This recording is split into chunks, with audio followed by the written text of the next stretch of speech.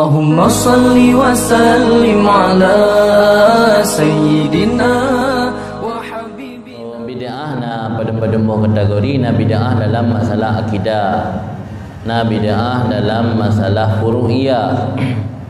Bid'ah yang gelarang katanya berteman dengan orang yang bid'ah atau mubtadi', yang orang yang melakukan bid'ah yang muharramah atau bid'ah yang menyesatkan.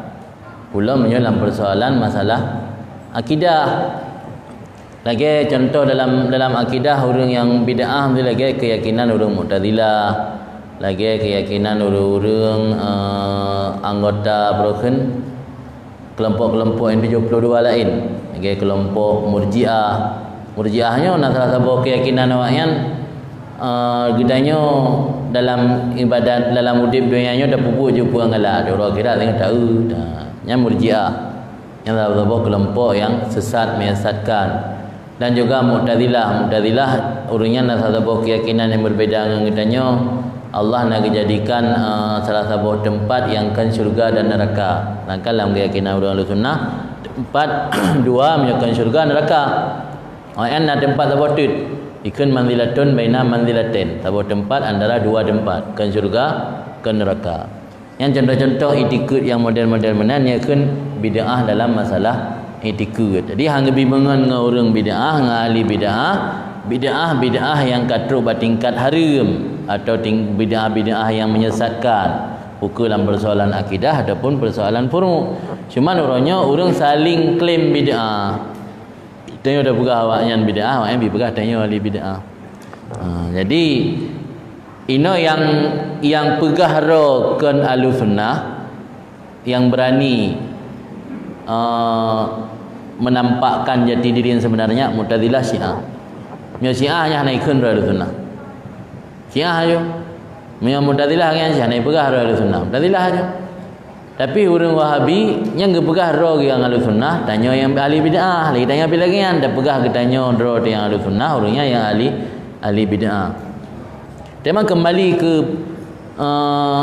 yang kali gatul oleh ulama, kiban kira-kira kriteria bid'ah yang kali gatul oleh para ulama, perbuatan yang menyalahi sunnah, menyalahi ayat dan menyalahi sunnah, dan menyalahi asar sahabat, dan menyalahi ijma' dan qiyas, yang baru anggap bid'ah.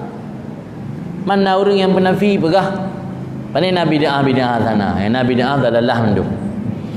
Yang jawapan di dalam sebuah hadis Nabi, man sanna sunnatan hasanah falahu ajruha wa ajru man amila biha, wa man sanna sunnatan sayyi'ah falahu ajruha wa ajru man amila biha. Yang dalam hadis Nabi bagi dua sunnah, na sunnah hasanah, na sunnah sayyi'ah. Man sanna sunnatan hasanah, man sanna sunnatan sayyi'ah. Sama dengan mufhum ni patram, yang sunnah nak bagi dua Nabi tak analogi kan, dia tak kias bahawa bid'ah nak dua asyid. Mam dia yang bawanya so mana yang Nabi yang bagi background bid'ah ke bagi duanya kan Nabi yang bagi, ulama bagi ya. Awaknya mio sunnah bagi duanya terima kerana Nabi yang bagi. Ya bid'ah bagi dua nak terima. Jadi sebenarnya bandum nadali, cuma karena keras kepala mendong, karena keruhule maka hai terima. Hai terima lagi yang disampaikan oleh para ulama katanya.